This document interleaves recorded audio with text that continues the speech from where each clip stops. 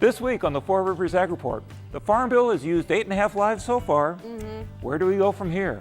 Also, the crops are in, but can they swim? And we ask, where has all the farmland gone? All that and more on the Four Rivers Ag Report.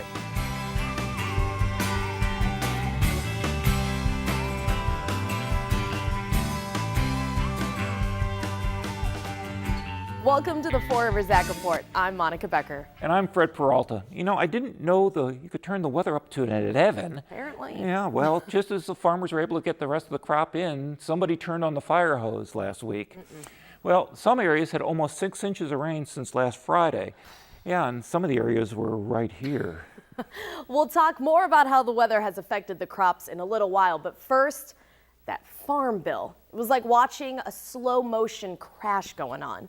First of all, the Senate passed its version of the bill, sending all eyes on the House. There was mounting pressure from all sides to get something done.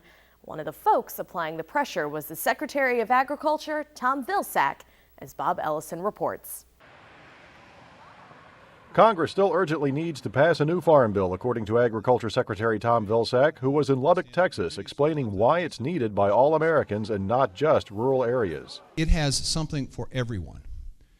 And it's important to say that in order to be able to encourage urban and suburban legislators to understand that this is a bill that impacts their constituents just as much as it impacts somebody on a farm or ranch. Vilsack said everyone benefits from a strong and stable farm sector, which this bill would help ensure. There is a strong safety net commitment built on crop insurance and supplemented with a revenue protection program that will replace the direct payment system that has come under a lot of criticism. There's the credit.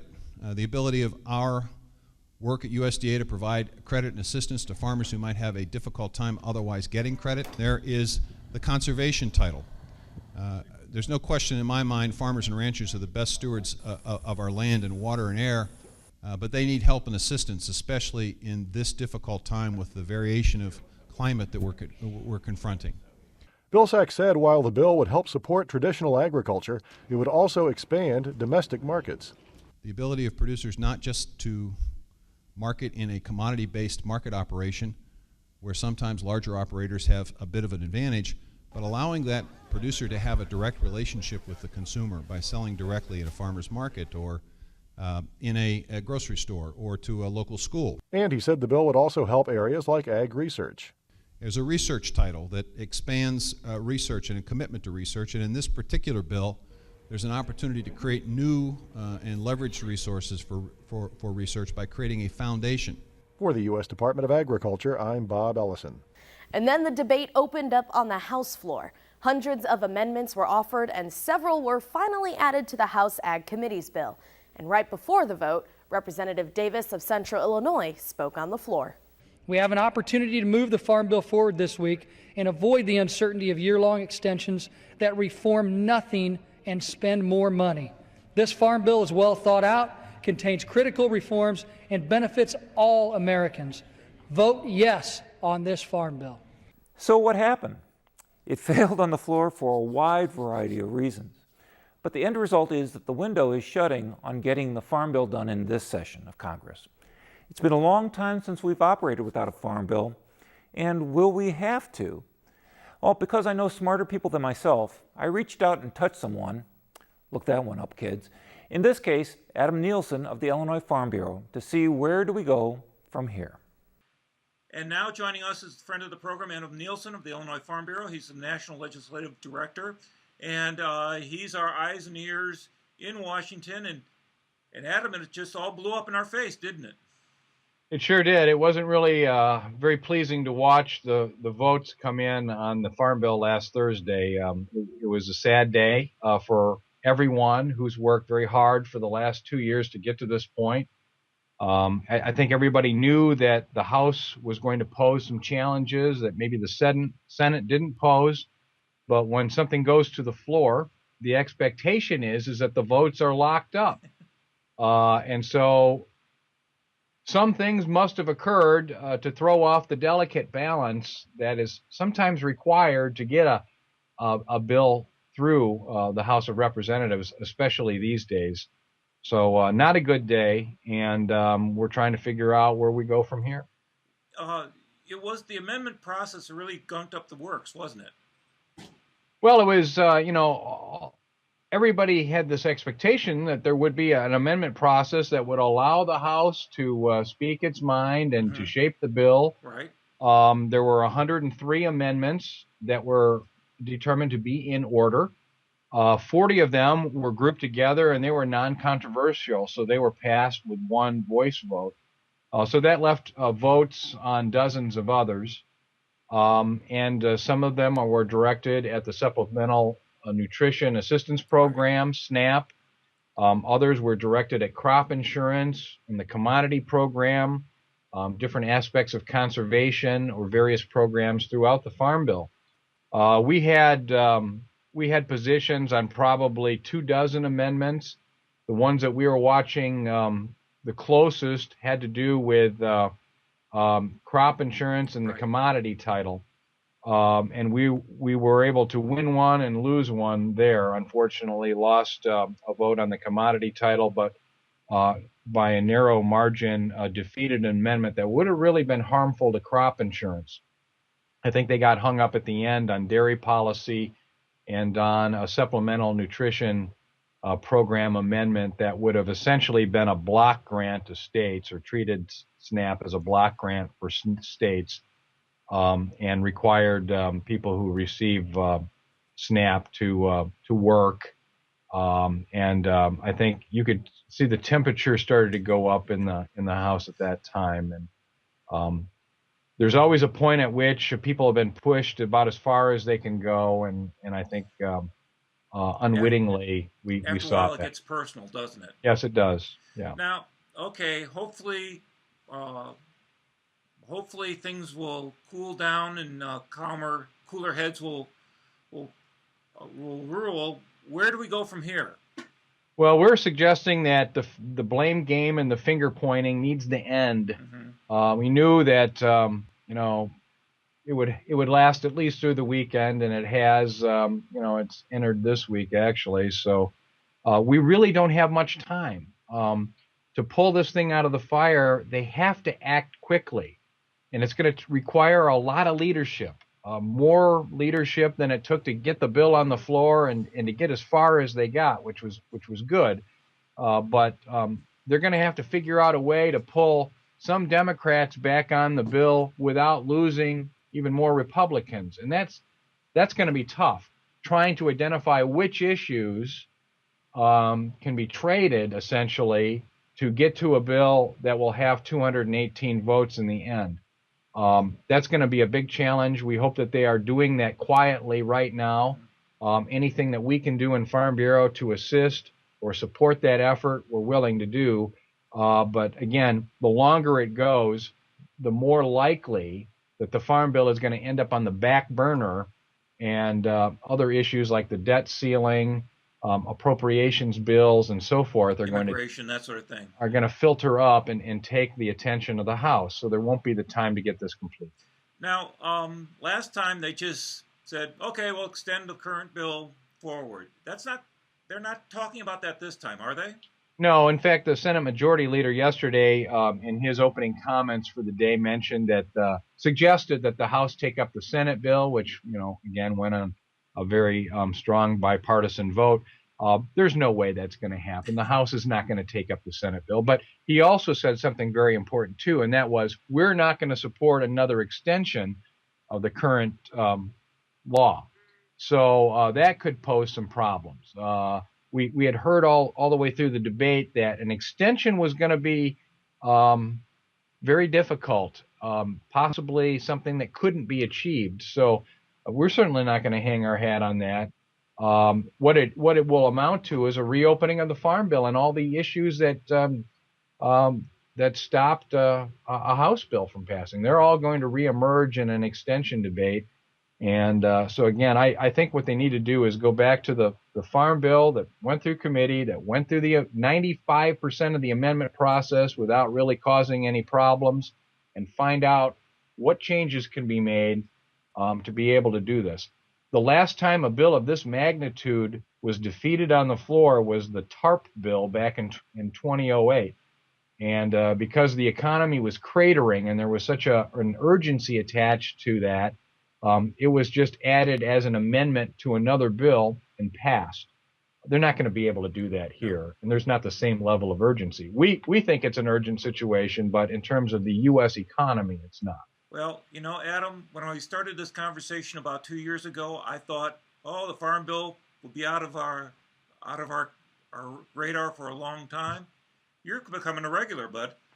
Yeah, I hope to stop appearing like this, especially after bad things happen in the process. Well, I hope you're appearing, but I hope it's for other issues. So, well, Adam Nielsen of the Farm Bureau, thank you very much. Appreciate that, Fred. The lack of a Farm Bill wasn't the only worries farmers had this week. No, for the most part, planting is done, but let's hope replanting won't be needed. Farmers in our area are done planting, and now we're watching the corn grow. 100% of the corn has emerged, and like a freshman boy over the summer, it's grown 8 inches since last week to an average height of 21 inches. Soybeans are reported at 96% planted and 87% emerged. Locally, we're close with 91% planted and 84% emerged. We're not going to report on soil moisture other than to say that yes, the soil is moist. But it could be worse. The Southwest District in the state is reporting a topsoil moisture level of 100% surplus. We haven't received precipitation totals for the storms on Tuesday or Wednesday yet, but the state reports that the accumulated precipitation from June 17th to June 23rd showed that our area had anywhere from 4 to 8 inches. Just out of curiosity, what do June showers bring? I don't know, but one thing that September harvest brings is questions on what to do with your profits. If you need to spread some wealth around, Todd Gleason reports on the possibility of donating grain. There's some really good reasons for a farmer to make charitable contributions of their farm products instead of the cash. There's some paperwork involved too, but the benefits of making a gift of, say, corn instead of cash may be worth the effort. By giving the grain, he is able to take a tax deduction for all of his production expenses. He's going to be taking that on his Schedule F, assuming that he's an operating farmer. And he's not going to report any income from that grain. Therefore, it has the benefit of reducing his income tax, his Social Security or self-employment tax liability, and his state income tax. Now, essentially, the gift comes out pre-tax dollars and all the input costs still get to be taken off. But you can't just write a check. First, you have to give up control of the grain or other commodity to protect yourself and be IRS compliant. It all requires a very specific paper trail. Yeah, really what you're trying to protect yourself is that in the event of an IRS audit, that they don't say that you had constructive receipt of that grain sale. So by sending a letter, you're saying, Charity, I am giving you X bushels of whatever the commodity is, and here's where it's located on my farm. And would you please send me a letter and tell me where you want that marketed and when you want it marketed? Now they've got total control of that grain, and it's no longer yours. The charity should respond in writing with directions on when and where to sell the commodity. In this case, we'll say it's corn, and the elevator would cut a check directly to the charity. That second part, it's important. 2 things that IRS looks at. Did you have dominion and control of it? First letter, no. Secondly, did you have constructive receipt of that grain? Could you have told the elevator, no, I changed my mind, just give me the money? And no, it was their grain. Whereas if you just take grain to market and say, oh, and please make a $5,000 check payable to my church, then it was really your money and you were giving him cash as opposed to grain. In this case, cash is not king and the raw commodity is a more valuable gift.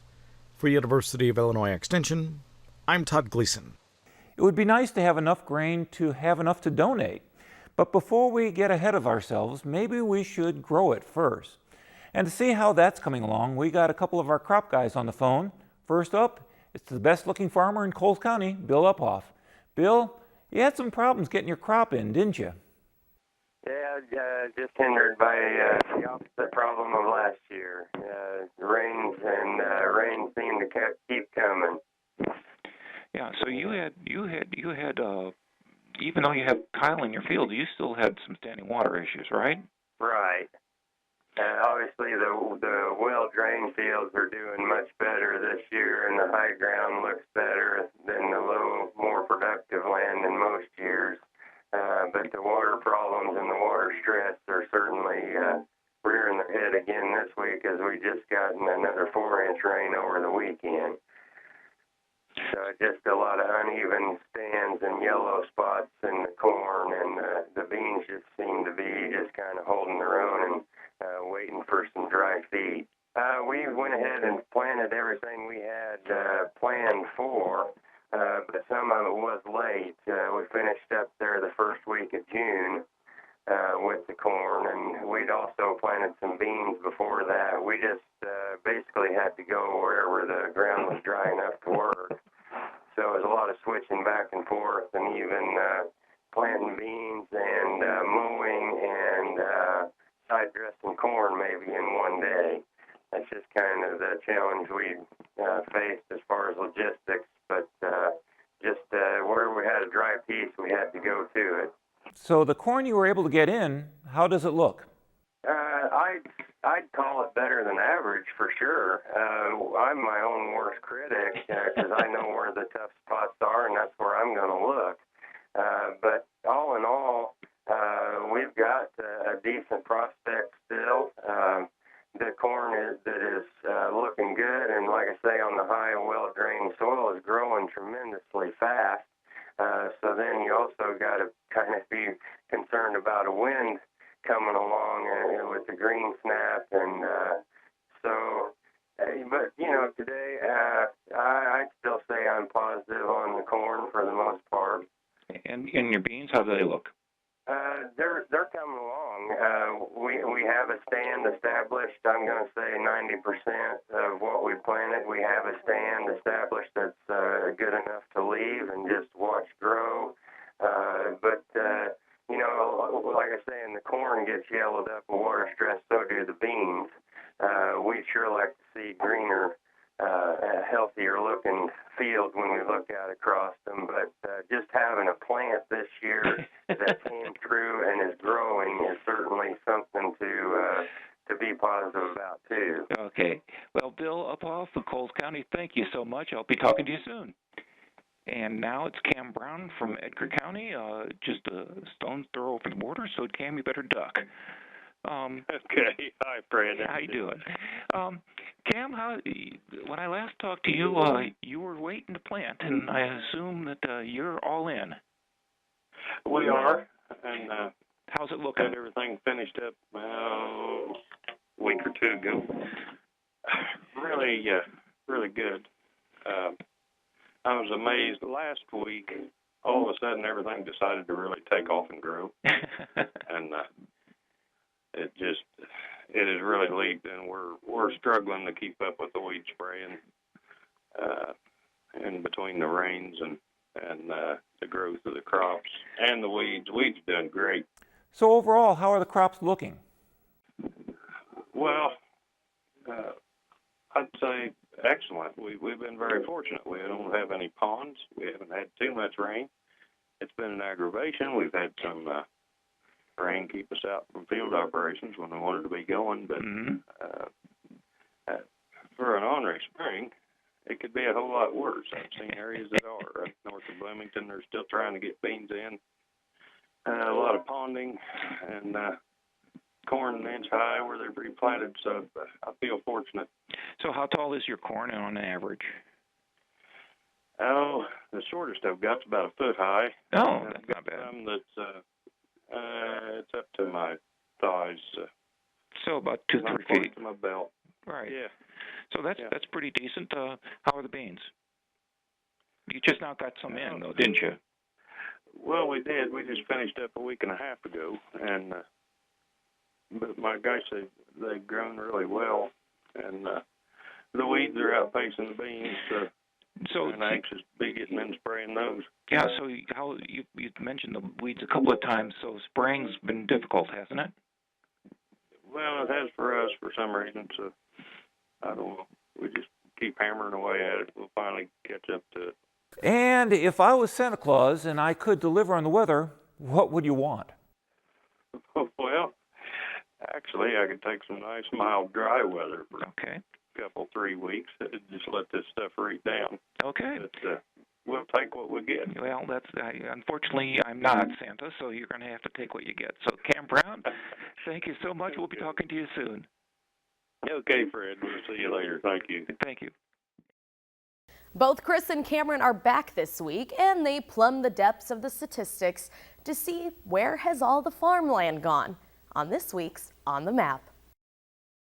In this segment of On the Map, we're again with Chris Langen from the Department of Geology Geography, and this time we're talking about changes in the land cover. And you've got an interesting cover to the New Yorker. Yeah, one of the things I teach in my courses are people's perceptions about places and how they may oftentimes not be the correct perceptions. This is a New Yorker's perception of the rest of the United States. So you can see the hustle and bustle here of New York City, and then basically nothing else is happening. It's in the foreground as well. Exactly, and I think I'm not an Illinois resident, or I'm not an Illinois native, but from what I've heard from my students, a lot of people have that perception of Illinois. It's Chicago. That's right. And yeah, everywhere else. My students, coming from Chicago, they think there's no agriculture. Exactly. At times, so. Exactly. Now there is a divide, but I don't think it's the Chicago everywhere else divide. I think that we can look at these divides in terms of how the natural systems of our planet function. This is a map showing ecoregions. Okay. Ecological regions, different soil types, where different types of vegetation grow, and so on. If we zoom in and then we look at Illinois, Illinois is covered specifically by two distinct, very different ecoregions.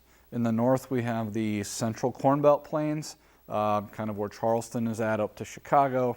And, right, that's right. And it's glacial. It's the difference between glacial and non-glacial. Exactly, and that's more or less what has created these two ecoregions. With the southern one, a little bit more rolly, hilly topography, poorer soil quality, and if you go drive around, you'll see it. The central Corn Belt plains, flat, it had to be drained. You see corn, and drainage. Right. The bottom, nice, kind of pretty hilly rolling hills right. with trees and yes. a little bit of cropland. All right, and so the difference in agriculture?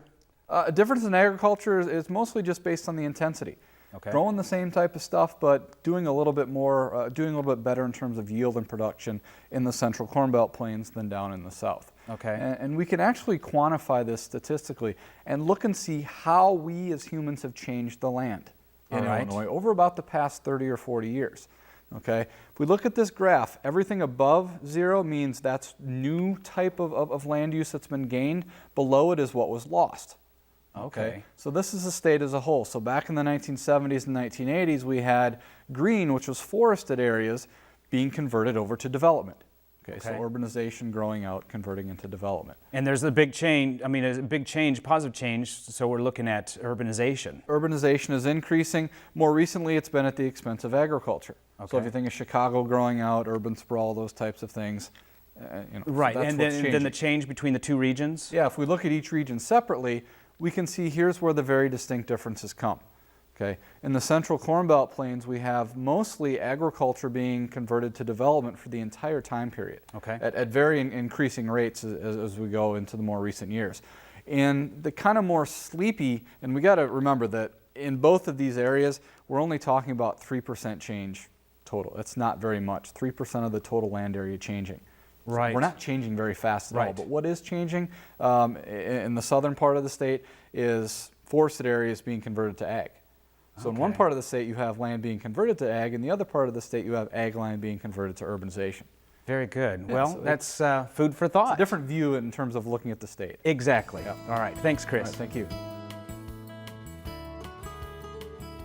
Hi, I'm Jessica Killo with your Inside Extension. The Cumberland County Barbecue will be tomorrow, June 29th, from 4:30 until 8 o'clock p.m. at the Toledo Christian Church. There will be pork chops, pulled pork, pork burgers with side dishes, desserts, and drinks. For more information, check with the Cumberland County 4-H'er or at the Cumberland Extension Office at 849-3931. Join University of Illinois Extension educators Dave Shiley and Sherry Bertram as they lead the 3-part series Craniums and Geraniums on July 2nd, 9th, and 16th at the Life Center in Toledo. Each part of the series will address the connection between health and gardening and will teach older adults about how to minimize injury and utilize new gardening techniques and tools designed for the aging population. Participants will learn about brain health and memory while actually performing brain exercises. They will also learn to plant seeds, transplant and care for plants, and will put together vegetable and flower containers to take home for their enjoyment. The sessions will take place from 1 o'clock until 3 o'clock p.m. at the Life Center in Toledo. Pre-registration is required by calling the Extension office at 849-3931. As always, like us on Facebook, follow us on Twitter, and visit our website to stay up to date on our programming. From U of I Extension serving Coles, Cumberland, Moultrie, Douglas, and Shelby counties, this has been Jessica Killow with your Inside Extension.